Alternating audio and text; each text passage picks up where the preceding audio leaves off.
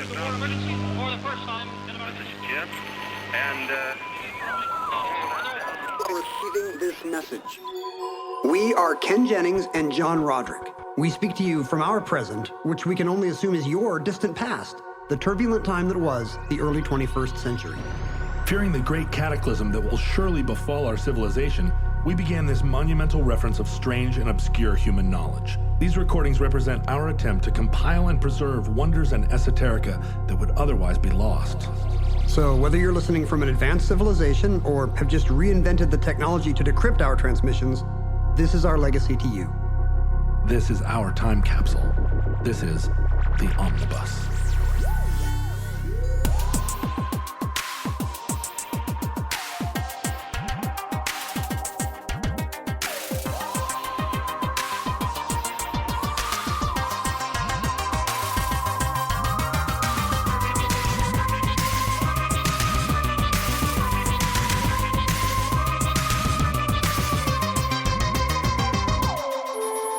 You have accessed entry 162.EC0911, certificate number 24968. The Bugatti Chiron. The Chiron has 10 radiators. That's more than I've got in my apartment. And then there's the water pump, which sends 200 gallons of water a minute round the engine. That could brim a bath in 12 seconds. I know as a young guy in America, you probably at some point had to care about race cars or fast cars or cool cars, didn't you? Or did you never care? Honestly, like growing up as an expat kid in South Korea kind of did a number on my love of American muscle cars, just because there was no way to see them. Right. Seoul was like a million Hyundai Pony 2s, which was the car they made before they broke the American market. Was it a 2-cylinder car? Yeah, I think that's why it was the Pony 2. It was a big improvement over the 1-cylinder Pony 1. So like, you know, in movies, like if I was watching Mad Max or American Graffiti, I could start to see that there was a thing called car culture, but I was pretty isolated from it. And I assume that was not true of a young John Roderick in the North American West. Well, it's, I mean, I don't know exactly where a love of cars comes from. My parents both were interested in cars.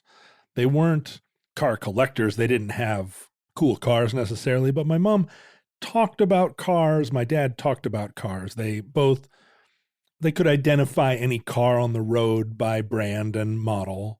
What was the car you had as a kid? What was your make and model of your childhood car? Well, so when I was born, my mom and dad each had matching Chrysler convertibles. Wow.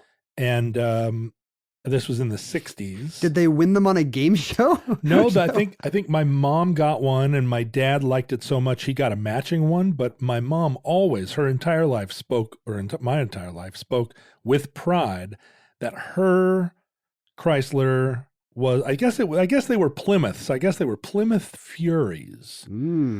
And she always said that hers was hotter. Hers could outpace my dad's, and that drove him crazy. Was there any kind of mechanical reason for this, or did you just have a theory? They had matching engines, but they raced. They raced them. Was there a winsome teenage girl to drop a flag or leather jacket? No, we lived in rural Kitsap County, and I think there was a stretch of road that was, where they could look out into the distance and see 3 miles along or whatever, and they just set them up and, they're convertibles, so they're yelling at each other, gassed them. They would just drive up to the point where you were conceived and have a 3-mile drag race from future John Point. That's right. I think, she tells a famous story of me being in the back seat of the convertible, and she was having such a good time driving around on some summer day that she forgot I was back there and had forgotten to cover me with a blanket or whatever, so that I was just sitting out, like 4 months old, just baking in the sun. But she said she grabbed me and, freaked out that I had been burned, and I was just fine. And in fact, my skin is very resistant to sunburning, so maybe that's what you got to do. Parents of the future. Put your kid in the back of a 65 Plymouth Fury and Hit the roads of Kitsap County. I think this does explain the difference between us because when I was a kid, my parents drove a Pinto, famously the worst, ugly and dangerous car. Right. But then they upgraded to this black Mercury Zephyr that they got a deal on with this amazing. It had bench seats in this amazing pimp red color, this super bright. So it's this black car with this bright red interior. And I feel like they were going to get vanity plates that said R2D2 for the little blue Pinto and Vader for the big black Zephyr. But boy, this does speak volumes about the difference between you and me. Yeah, my parents were not drag racing. They were probably hurrying to see who would watch Masterpiece Theater faster or something. You drive R2 today. I'm going to drive Darth. Well, the one gimmicky kind of car thing I remember is in Korea, the military had some deal where you could get Hondas real cheap. So they bought a Honda Accord via the army base, but for some reason it was the European model.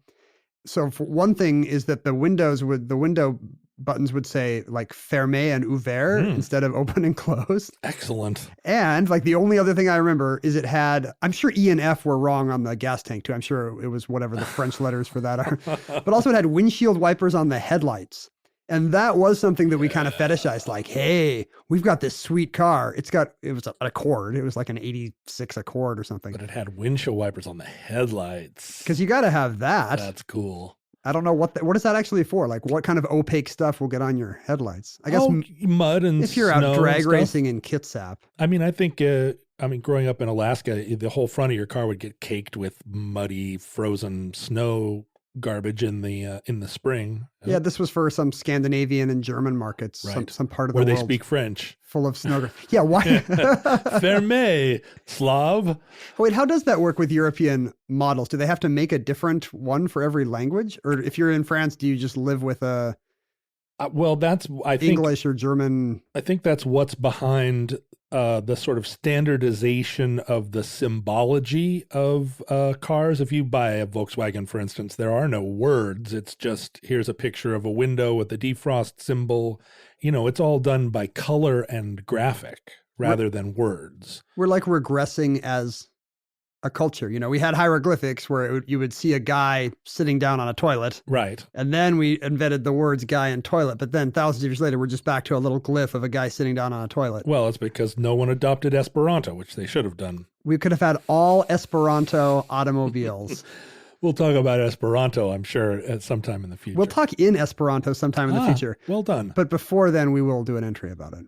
But cars played a big role in my family. Now that I think about it, my mom was a member of a sports car club in Ohio in the early 50s, back when sports cars were all MGs and, Austin Healey's. Would she do little road rallies in the Midwestern roads? Yeah, they'd go from Columbus all the way up to Michigan and back. And sports cars were all foreign until the introduction of the original, I guess, Corvette and Thunderbird in the 50s, which were the first American sports cars. And she said that her foreign sports car club really turned their noses up at these gauche American attempts because Americans, the American idea was cram a big motor in a small car, which was antithetical, I guess, to the British idea, which was make a small light car and have a small light engine in it. So there was kind of this idea of continental style and sleekness that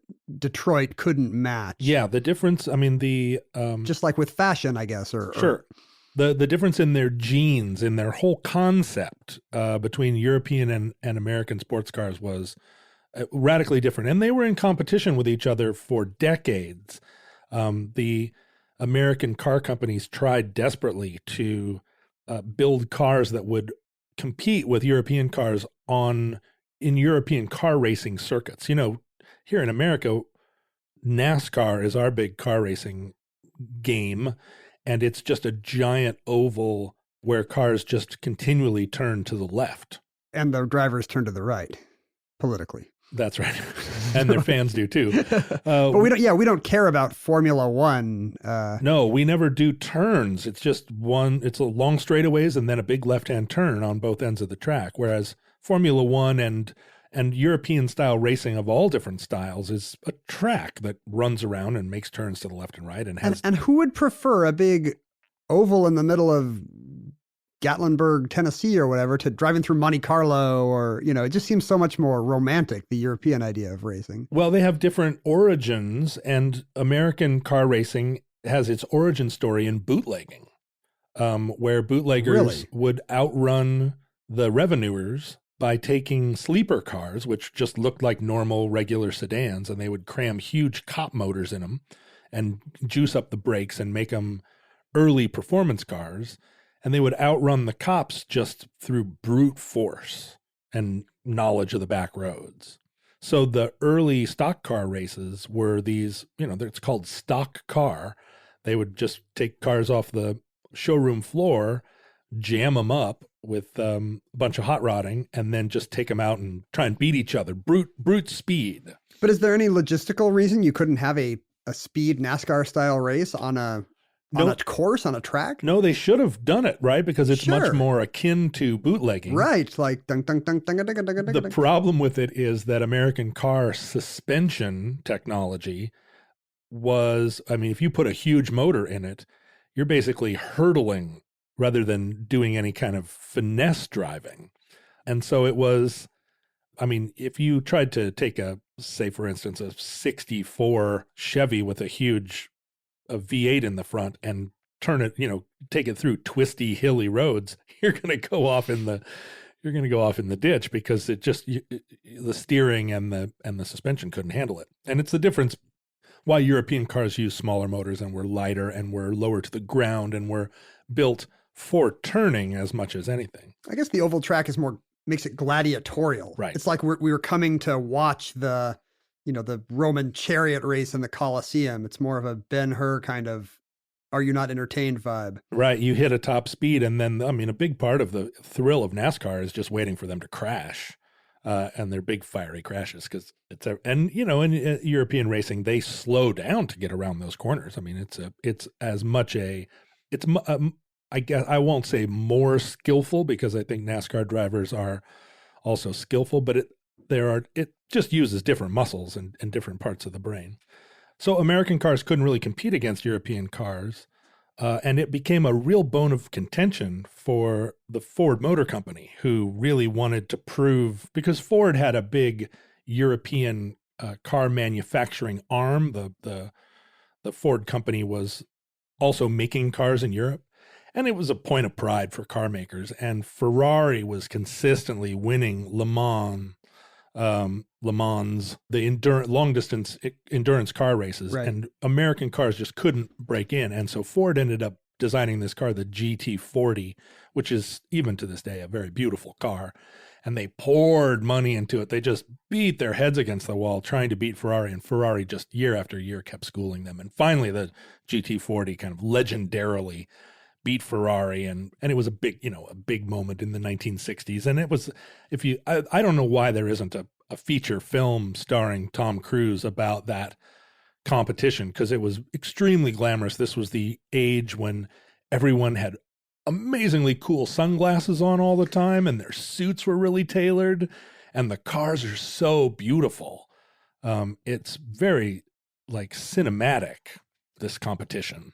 I guess it does reflect something about the difference between America and Europe, that we were in these, incredibly powerful, but kind of large, unwieldy, heavy, not unlike our bodies. Whereas the Europeans were smaller, sleeker, more agile, faster, more stylish. And it has a lot to do just with the design of our cities and roads, right? European cars were interacting with cities that were laid out 500 years before, with narrow streets and narrow, hilly, windy, non-grid designed towns. So if you were going to make a sports car that was going to drive through Switzerland or Italy, it would need to be able to go both around corners agilely and also through pretty narrow streets.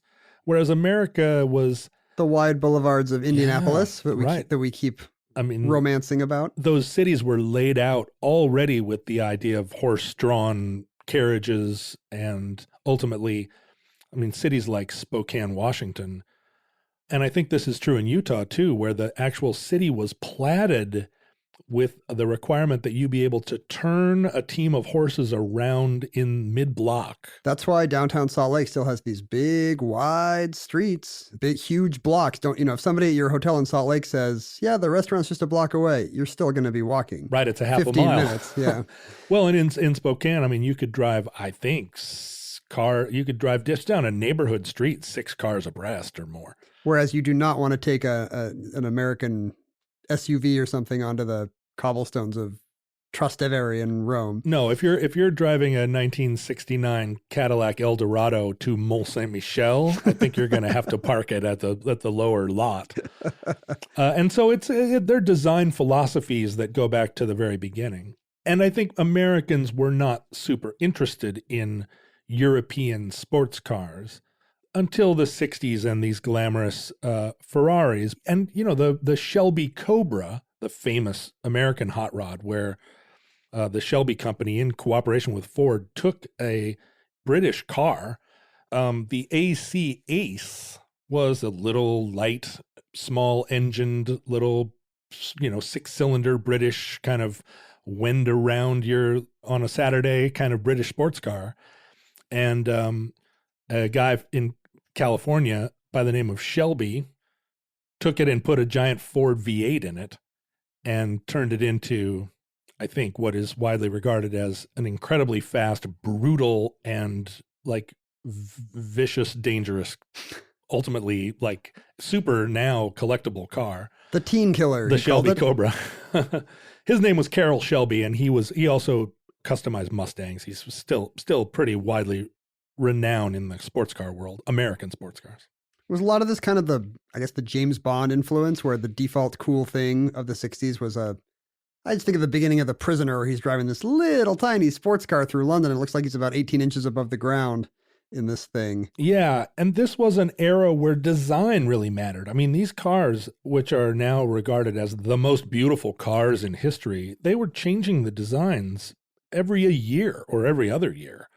And when you compare that to now, when a car company develops the Ford Ranger or whatever, and they make it for 25 years, it's kind of miraculous that so many beautiful cars came and went in the 50s and 60s, both in America and in Europe.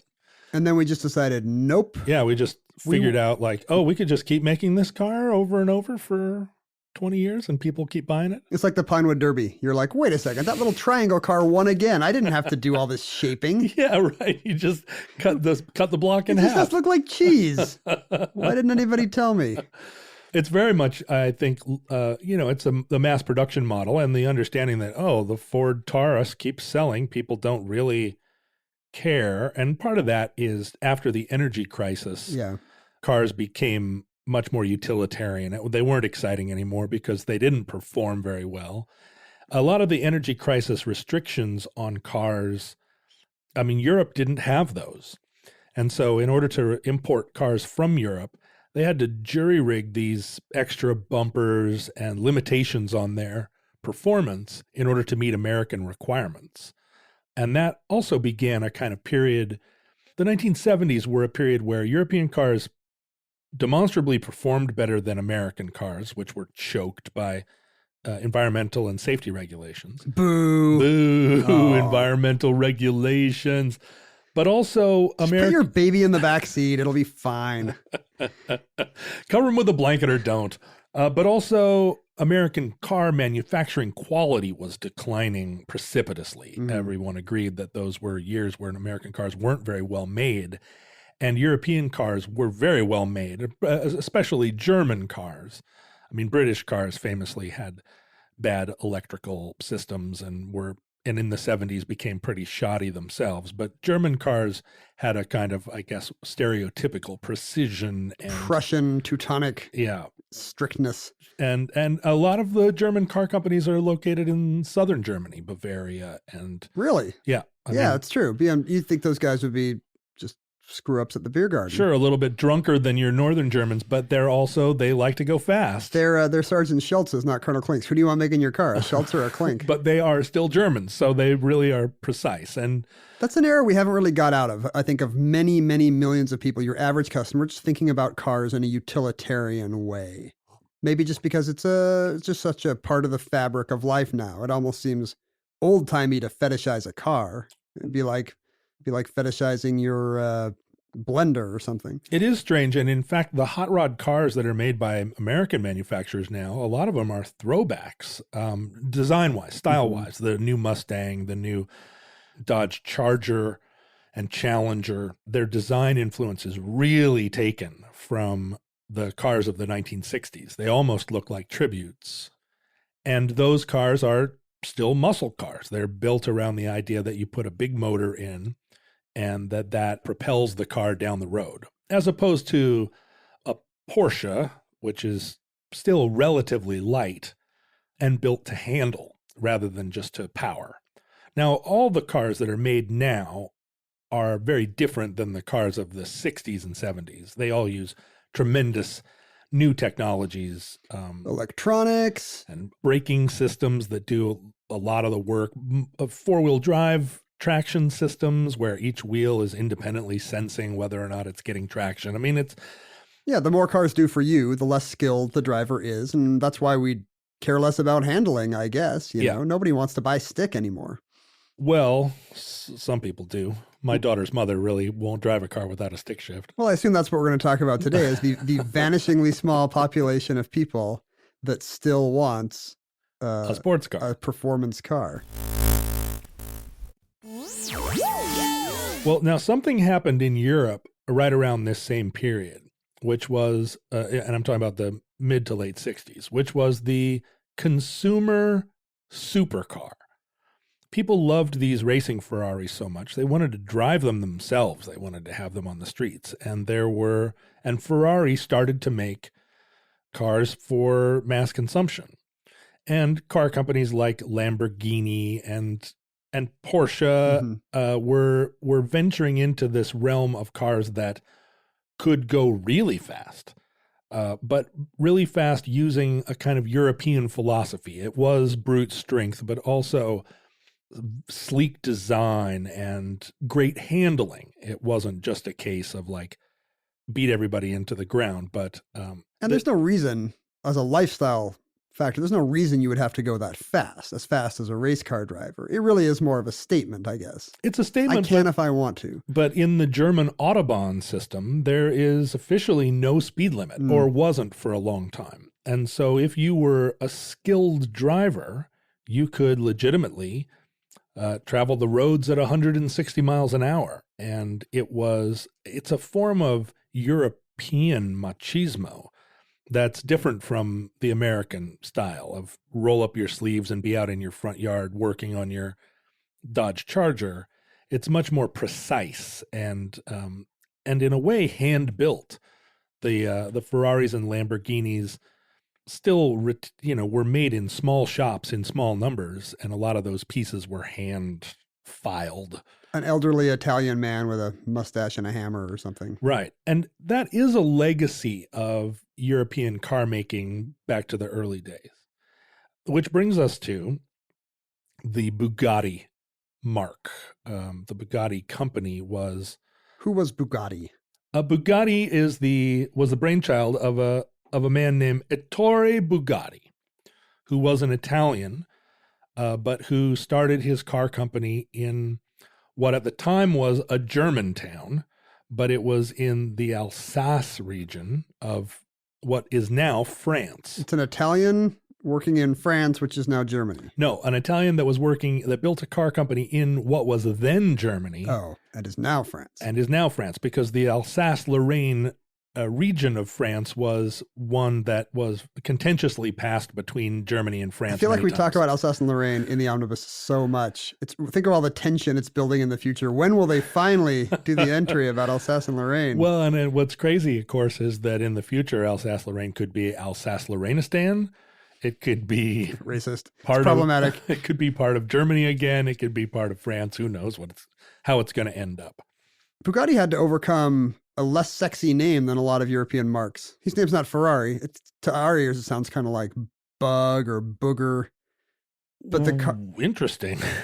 I had never thought of that. You think that Bugatti is sexy because the cars are sexy, but the name is not sexy. Like it's had to reshape that word.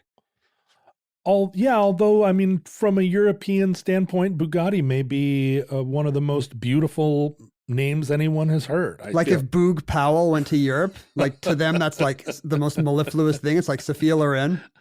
I guess they're owned by Volkswagen now. So, they make bugs and boogs. That's right. Maybe that we think of the bug. Well, that's an English transliteration, right? The Volkswagen bug was called I don't know what the German word for sewing machine is. Is that true? It was called the sewing machine? No, that's just what my mom called them because she was contemptuous of them because they sounded like sewing machines. My whole life, my family referred to Volkswagens as sewing machines. But Ettore was born in Milan, and he was one of these sort of early adopters back when you could become a car builder just because, I mean, the Wright brothers were building airplanes and Bugatti was building race cars. So he began his automobile company in Molsheim, which is this town in Alsace. And he was very successful in racing in the European style. And he made several iterations of race cars that won European championships. And they were so refined, they were so mechanically, so hand built that they made a motor that didn't even require gaskets. It was so, they had hand sanded the cylinders so precisely that the pistons could just move with no gasketing up and down through the cylinder. It's pretty precise for the day, right? They didn't have like computer machinery. Sure. That's what's funny back then is that was your seal of quality. Just a guy in a machine shop making a car. That's going to be a good one. Yeah, right. Like a car that just is, like so detailed. And some of those cars most of them, in fact, are incredibly collectible to this day. The Type 35 became like their signature model of the era, the pre-war era. And, a Type 35 now in good condition is worth millions of dollars as a collector's car. And I'm sure they all still run incredibly well. Right, because, they're still handmade. And, Saturn V rockets were handmade, but I don't think any of them still fly. These cars, they're. I feel like that's more of a Dr. Mengele thing where they have not been given the opportunity. That's right. You could still light one up, I'm sure. I don't know if it would shake apart. But the Type 35s are treasured, and if you find one in a barn, you just became a very wealthy person. But the Bugatti company did not survive long past the end of World War II. Ettore had a son who died prematurely, and then he died in 1947. And it was a labor of love, he was the figurehead and the soul of the company. And Bugatti just went away, and they became kind of a legendary car company of the pre-war years. The cars were treasured and collected, but it was a done deal. I didn't know that this was a resurrection. Yeah. Like the, I don't know, the Cleveland Browns or French Toast Crunch. I didn't realize there was going to be an interregnum here. There was, and in fact, one that lasted 40 years. Where Bugattis were not manufactured during this whole period of Ferrari, Lamborghini dominance of the Italian sports car market.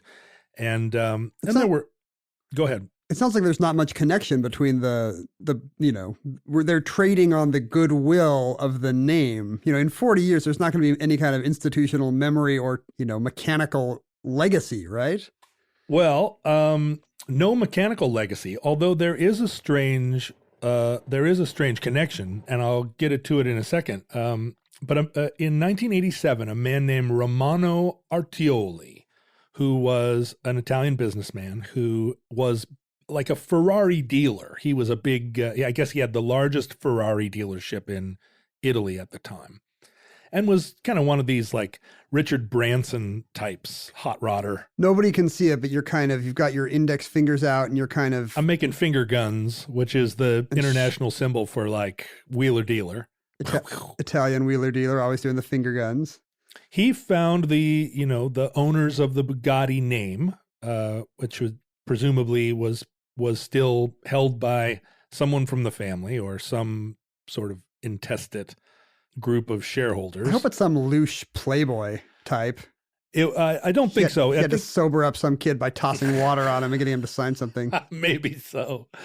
But he acquired the rights to the Bugatti name and decided he was going to resurrect it as part of this, 80s fascination with Italian sports cars. As you probably recall, Magnum PI drove a Ferrari. Right.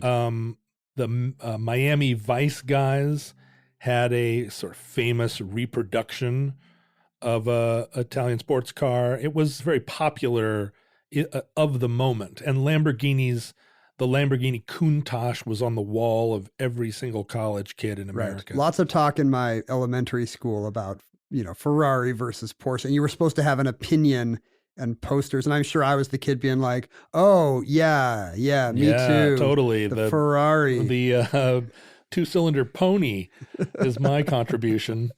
I feel like I do have some kind of face blindness with cars where like I could look at side by side, two sports cars of totally different makes. And if they were both red, I would be like, Really?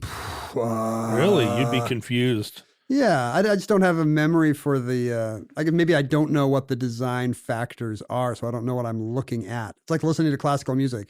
Hey, these all sound the same. And sadly, it's a thing that is, kind of baked into my DNA. I'd look at any car manufactured between 1930 and 1999, I guess, and I would be able to tell you what it was, even at a distance traveling at speed. Well, we've talked about how you valued kind of an expertise with objects. You wanted to feel like, you knew what the good ones were, whether it was cars or guitars. And this was kind of your, means of self-confidence. Yeah, even right? knowing what the bad ones were was intriguing, knowing why they were bad. Sure. Like the Yugo was famously a car imported from the last vestiges of Yugoslavia. It was imported just so Johnny Carson could make jokes about it. Right, and it was based on a Fiat. I mean, it was just manufactured kind of shoddily, and I don't think it was any worse than a Pinto. No, it was probably worse than a Pinto. But so Artioli invested a lot of money in Bugatti, in resurrecting this car company. And he built a giant, beautiful factory in Campo Galliano in Italy. And they started working on this car, this new Bugatti that was going to reclaim the glory of its former, its former glory. And they developed this car called the EB110, which was a supercar of its day and a beautiful and fast sports car. And they manufactured this from 1991 to 1995. Famously, the Formula One driver Michael Schumacher bought one. It was in the car magazines of that era. This was one of the coveted competitors with McLaren F1. It was, and this was a time when the refinement and finesse of European cars was kind of getting squeezed out in favor of real like performance oriented numbers, how fast it can go, and the cars were getting more and more bloated looking. I mean, they were less drivable by a normal person and much more just an exaggerated, and again, sort of like proxy for masculinity and gauche richness. And was it because people were chasing performance? Like the cars had to be bigger and sturdier to do a certain kind of acceleration or hit certain speeds? Each one that came along needed to be faster than the last one. And it was a real competition. And it wasn't just faster around a racetrack. It was top speed, top horsepower. And it did introduce, again, a world where you could be a small company and start out and build one of these cars by hand and produce them in limited numbers. And, and I guess be making a beautiful thing that did accomplish tremendous feats. But the Bugatti company did not survive, or this iteration of it didn't survive because of the ins and outs of economics. We hit a recession in the mid-90s, and Artioli got a little bit ahead of himself, and he bought the Lotus company, which also was kind of in a period. Speaking of James Bond cars. That's right. That's the Lotus that goes underwater in Spy Who Loved Me. Yeah, they shouldn't have just been making cars that go underwater. What's even the market for that? Well, that James Bond movie sold an awful lot of Lotus Esprits, which were a wedge-shaped design that looked like the Lamborghini Countach, but was more affordable. And those were iconic cars of the day, right? Precisely because of that James Bond film. And it was a super kind of sleek, curved thing. Yeah, they didn't qualify, I don't think, as supercars because they weren't so top end or top speed focused, but they were certainly beautiful cars. I just want to say that I had a roommate in college freshman year. I think he was from like Sunnyside, Washington or somewhere around there, who drove a Saab, and he was always bragging that a Saab was the car of James Bond. And nobody really knew what he meant. I guess Saabs are the car Bond drove in some of the 80s novels written by other hands, like after Fleming's death. Saabs. Can you imagine Fleming rolling over at his grave? Now that James Bond drives a Saab 900. Well, there was that period of middle James Bonds, I guess, between Roger Moore and I guess the resurrection of Scary Bond. And they brought back the Aston Martin too. Yeah, the Pierce Brosnan, where Bond was driving BMWs, and I guess whatever company would throw enough money at him. Exactly. And they could become transparent. Yeah. Again, I don't even know what the market is for that. A transparent car? I would drive one. Although you'd be constantly getting in wrecks. People would be changing lanes right into you. Well, every time you roll down the window, you see like a window appear with like your face, some guy's head just floating. The Cheshire cat. Flicking a cigarette, and then he disappears again. So what happened to Bugatti? It's dead again? Again dead. And now I have to think of a product that died twice and came back. And then the Bugatti name was just kind of floating around until 1998, a few short years later, where it was purchased, the name and intellectual property. Before that, the EB110, which had been a successful sports car, after Bugatti dissolved, the remaining frames and parts, the all the stuff that was on the parts shelves actually got sold to another company who continued to improve upon and manufacture this. But they didn't call it the Bugatti. They changed the name to some, whoever the owner of that company was, the Bob Jonesetti. Probably Bob Jones. No, I think it was from the university. Yeah, as long as no two people of different races ride in this car, it's a two-seater. It was a German like hot rod car company, and I'm sure someone will write us and tell me the name, but I'm not interested in it. If you want to do that, just write Ken Jennings at Gmail, and then Ken will filter that for me. Ken just loves sports cars so much. But then it was, and I think maybe predictably, purchased by the Volkswagen conglomerate. And Volkswagen kind of went on a buying spree during this era. Oh, yeah. They own like Audi now. And they own not just Audi, and obviously Porsche and Volkswagen have a long relationship, but they bought Bentley and Rolls-Royce. They bought a lot of what you would think of as prestige car brand names and continue to manufacture those cars. But they're owned by the overarching, multi-tentacled Bond villain, which is the Volkswagen company. Some evil company falsifying diesel emissions from its German lair. That's right. They're in there like, how can we take over the whole world of manufacturing fancy cars? And they own Lamborghini, I think, too, now, Volkswagen. But they decided they needed a platform for expressing themselves and expressing their most refined technology. Couldn't they just get a Pinterest or something?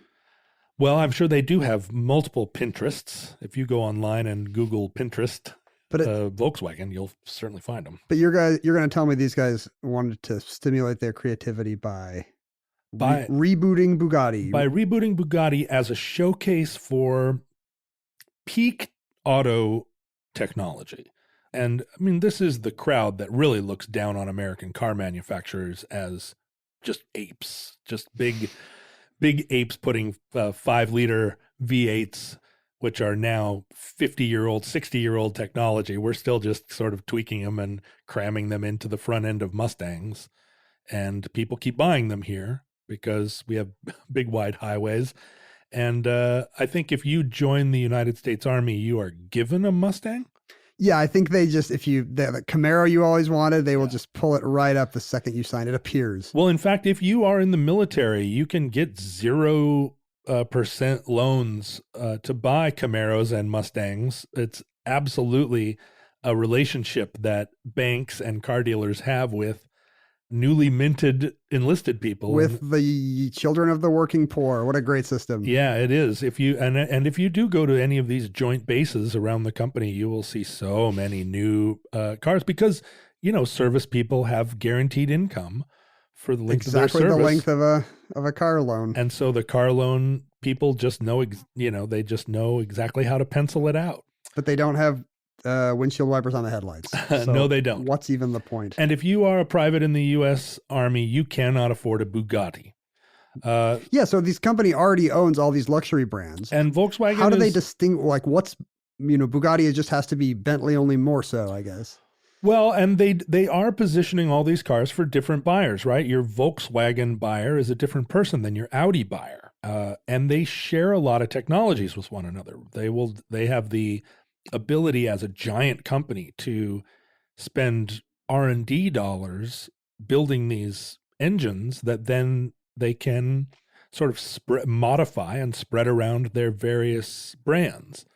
And famously, one of these engines is the Volkswagen VR6, which is a motor that was made to be put into like a Volkswagen Jetta sideways because they wanted to put 6 cylinders in a little car that was sort of built to have a 4-cylinder motor.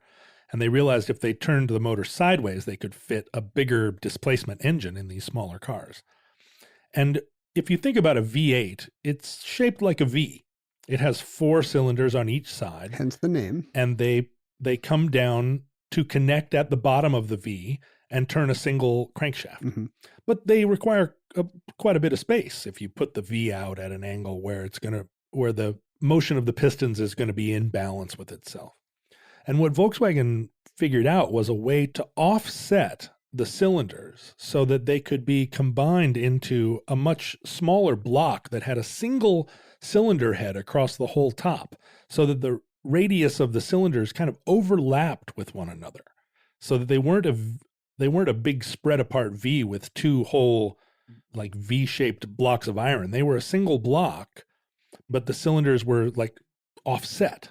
And there's efficiency advantages to having. Oh, it's a smaller motor, and it's lighter, obviously. And these motors produce considerable horsepower. I actually have a Volkswagen Jetta parked in front of this house that has a VR6 motor. They're not expensive little cars, but they really get up and go. What about the Bugatti? What's different? Well, so what happened is Volkswagen bought this company and they decided they were going to make the ultimate supercar. And they started working on it in 1998 when they purchased the company. And they styled, they had a man by the name of Giorgetto Giugiaro. How in the world would you pronounce these Italian names? Giorgetto Giugiaro. Sure. Let's call it that. Who was a famous Italian stylist, and he designed what in their estimation is a beautiful supercar. And Volkswagen they took their VR6 concept, but they made a W-shaped motor. What? And W-shaped motors are things that date back even to World War I, but people trying to get as much motor as they can in a single space. And it is the widest letter. A W is a wide letter. And if you have 2 banks of cylinders and it's called a V, if you had 3 banks of cylinders, you're hard pressed to think of a letter that it looks like more than a W. It's not actually 2 V's. It's sort of like I don't know what you would call it. It looks like a bird. 2 cylinders on the sides and 1 up the middle. Yes. Volkswagen worked on one of these called the W18, which had 3 6-cylinder motors all grafted together.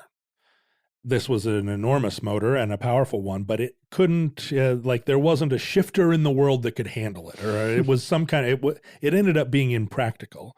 And they changed their tune to the W16 motor, which instead of being 3 banks of 6 was now 2 banks of 8. The thing that makes it a W is that these 2 banks of 8 are offset in such a way, the 8 cylinders are offset so that it ends up functioning somewhat as a W. It's not really a W so much as it is an invention of their engineering minds. They were just out of letters. An expression of their confusion. You couldn't make it an X. You can invent engines, you just can't invent letters. So they settled on this 16-cylinder motor, which had 4 turbos and was 8 liters. So if you think of about a Mustang 5.0, this would be a Bugatti 8.0. And they built a car called the Veyron, which sort of surprised the car world. Here comes this automobile from a company that everyone thought was long gone, and no one had really, I mean, when the Bugatti Veyron appeared on the scene, I had not been aware of the mid-90s reboot of it, and it just seemed like this was a car company from the 30s that had resurrected out of nowhere. Time traveler. And this car arrived on the scene, and it was $2 million, which even by luxury or even by the supercar standards was an extraordinary chunk of change. Sure. I mean, you can take a 0 off of that and still buy a pretty nice top-of-the-line European sports car. Yeah, a $250,000 car would still be extravagant. I feel like the deposit for one of you could buy a Lamborghini for the deposit for one of these cars. Well, not untrue, but this car was extraordinary. It still holds the fastest production car record. How fast can a Veyron go? So a Veyron's, its award-winning top speed was established at 267.8 miles an hour. Wow. You'd think they get a J.D. Power and Associates award. Do you think they got a J.D. Power and Associates I'm sure award? they did, in addition to blowing everybody's mind. They're in the Guinness Book of World Record. No, sorry. I only listened to J.D. Power and Associates. I don't care about Guinness. I don't remember reading the Consumer Reports issue on this car. Goes 278 miles an hour. Windows may stick a little. It got a black circle for fuel economy.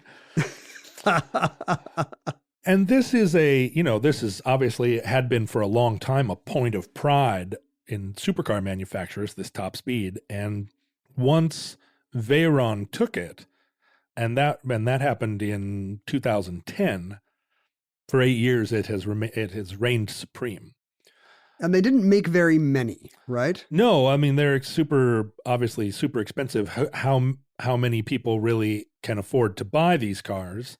But they are not, they're not limited to 15 a year. I mean, they do sell to a certain type of extraordinarily rich and one might say ostentatious person. So they've made, I think of the Veyron, they made 400 of them and sold them. Although I've heard they may have lost money on each one. Well, it's true. This is like an ego trip, not only for the people that buy them. Right, but for the people who make them, too. For the people who make them. And the scuttlebutt is that they cost more to make than they can sell them for. Why would you not just add $1 million to the price then? I mean, I almost think it would be better. Like, sweet, this is now a $3 million car? And probably they should now, because... Well, so the Veyron sort of ran its course. Bugatti understood that they needed to, if they were going to stay on top of their game, they needed to continue to evolve. And from my standpoint, looking at it as a car aficionado, I mean, they are very interesting looking cars, but they have a little bit of the Edsel problem. Ford Motor Company in the 1950s invested a tremendous amount of money in their new Edsel brand. And all the they were pouring all their latest technology into this car. And Edsels came out and did not sell at all. And a big part of the reason Edsels didn't sell is that the grille of an Edsel, which I think was meant to evoke like a horse's butt. A horse's collar, whatever those are called. Like the yoke or whatever. That's right. What it looked like to people was a toilet.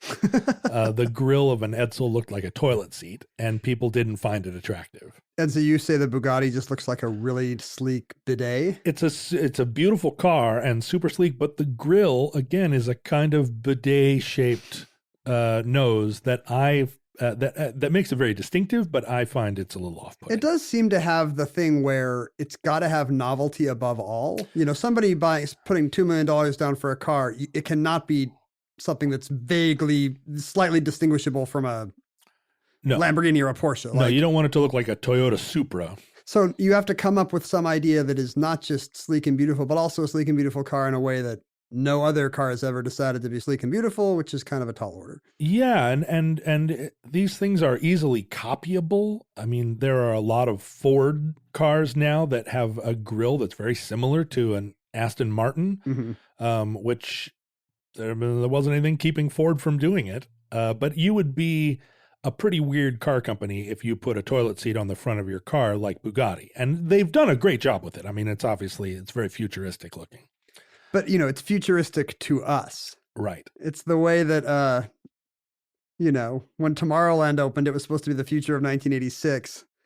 And when futurelings look at a Veyron, they're going to say, we've got flying toilet seats. Why would this doesn't look futuristic to us. It's impossible to tell what will actually look like a car of the future and what will look like a just total try-hard attempt to make something look different. Well, and if you look at the Ford GT40 that was developed in the mid-60s, it still looks incredibly current and established in 1965, a design language that influenced every supercar that followed. So there are cars that accomplish this, and maybe the Veyron is one. The Veyron is a hilarious car. It's hilariously ostentatious. And in fact, one of the ways in which it became a pop culture phenomenon is that in 2010, a man in Texas by the name of Andy House, who ran a kind of exotic car salvage yard, bought one and drove it into the ocean. And it was an event that like on purpose, or was he just drunk? Well, so it was an event that went viral because some dudes, just a couple of like dingalings, were driving along the highway and they see this car, which is super like exotic and fancy looking. And so they start videotaping it. And they made this video of themselves just sounding like total, dimwits, like, oh my God, look at that car. Oh, and the one guy's like, dude, it's a Lamborghini. And the other guy's like, oh, I don't know. And he's like, it's definitely a Lamborghini. And while they're filming this car and talking about it, it's on a side road, an access road. It just veers off and we watch it crash into the ocean. And the guys, the two dudes are like, oh my God, no way. And the one guy swears a couple of times. And so Andy House makes an insurance claim on his $1 million car because he's insured it for $2 million, and claims that at first he claimed that he got distracted by a pelican. And then later he changed his story and he was looking for his phone or something like that. But there was this video evidence that he was just driving along and just turned and just drove it into the ocean. So we don't know why he did it? Well, he drove it into the ocean at the one place along that stretch of road where you could just drive straight into the ocean. And so it was revealed that it was an insurance scam. Fraud. And not only did he not get I guess they gave him some money, but then he has to repay it and they sent him to jail. I hope he had to make some settlement to pelicans for besmirching their good name. I hope he had to build a wildlife refuge or something. In this country right now, you have to say some really awful things about a pelican or a person, to ever actually be sued for libel. Finally, Alex Jones is being sued, and he said some terrible things. It's a really noisy news cycle. You really have to say something awful about pelicans to get on cable news now. There's just too much going on. That's right. Well, and pelicans don't really have that good of representation. They don't have a Michael Cohen. Well, I mean, they did 9/11. Pelicans did do 9/11. I think that's been documented. Now we'll see if we get sued. So Bugatti, in trying to keep up with the Joneses, which in this case is just themselves, updated the Veyron.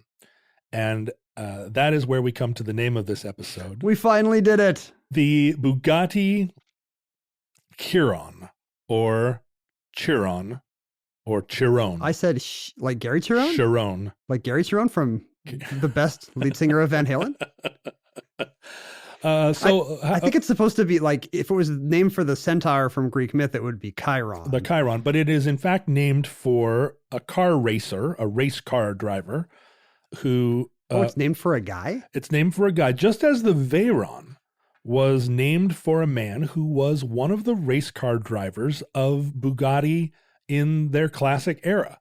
So the Chiron, the Chiron. Chiron? How did you pronounce it? Chiron? I said Chiron. Chiron. Okay, let's call it the Bugatti Chiron. Okay. Was named for Louis Chiron. Let's call it that. There we go. Who was a driver for Bugatti. And the Veyron was named for another driver named Pierre Veyron. We don't name cars after people in this country. Well, because a lot of car companies don't have race car drivers in their lineage, and I think it's part of a callback. And another one of the callbacks is that the Bugatti company now is, and this was in reference to your earlier comment, what is the connection between Bugatti of present day and Bugatti of past? Yes. Their company headquarters is in the home of the Bugatti family, which they were able to buy and translate into a headquarters. They evicted surviving Bugattis. I don't know if the Bugatti still owned it or if it had become just a place where you could get wheatgrass juice enemas. But was it was the site of the workshop of the original 30s era Bugattis? No, in fact, the Bugatti company, portions of it did survive, but only as a manufacturer of aircraft parts. Huh. And the company that bought the remnants of the Bugatti aircraft factory still owned the manufacturing plant of historic Bugatti, and they didn't want to give it up because they were still making boat motors or something there, and they were like, no, screw you, Volkswagen, we're going to keep this factory. So Volkswagen had to build a new factory, but very close to the vacation home of the Bugatti family. It kind of seems like you're anti-numbers, Moneyball, but like, are there amazing stats for the Bugatti Chiron that would blow us away? So here's the situation with the Chiron. They've tuned this W16 like quad turbocharged motor to the point that it has 1,500 horsepower. And it's like twice what a Formula One car has. Or yeah, I mean, just like it's extraordinary. If you had a car right now that had 200 horsepower, if you had a little light car that had 200 horsepower, you'd be flying. So the Veyron still holds the land speed record for a production car because the Chiron has not yet done a speed test. And partly it's because it's going too fast for anyone to measure. It is going too fast for any tire that is currently manufactured. At what they estimate its top speed will be, there is no tire that could safely operate under those pressures. Yeah, I saw that they don't announce the top speed, but the car will stop working at 268 or something like that. It's electronically capped at a certain speed where the highest rated tire in the world can like hang together. It's because otherwise you would go back in time. Now, what it does hold is the record for fastest time from 0 to 400 kilometers an hour, which is 250 miles an hour, and then back to 0. So that's a different test. Are you allowed to just plow it into a wall, or do you have to use brakes? No, you got to slam on the brakes. Okay. And so like this is a thing that this is again a test that tests a kind of European sophistication, which is, yeah, you can get up to 400 kilometers an hour, which is you have to have a lot of power, but to get back to 0 requires a completely other level of refinement. It's almost a Zen thing. The journey is to return to nothingness. That's right. And so the Chiron holds that record, but it has not yet been allowed to demonstrate to the world its true capabilities. Do we know what the number is? How fast can it get to 400 kph and then back to 0? It goes up to 250 miles an hour in like 30 seconds. Jeez. And then to go up to 400 kilometers an hour and back down, it's not more than 40 seconds. I think, or, around 40 seconds. Mm-hmm. So it gets up there and then, I can't imagine stopping a car from 250 miles an hour to 0 in 10 seconds. Where's that energy going? It's really bananas. Heat on the tires, I guess. And the brakes have to be made out of some kind of incredible ceramic super material. They were saying that literally everything is made from titanium because you just got to trim little milligrams off wherever you can. It has to be super light, super, super refined. I mean, just think of it at that speed. If anything goes wrong, anything, if you can't get the radio in tune, you're just going so fast that it's inconceivable that anything could go wrong. And they estimate that the Chiron will have a top speed of 288 miles an hour. It gets 7 miles per gallon city, about twice that highway.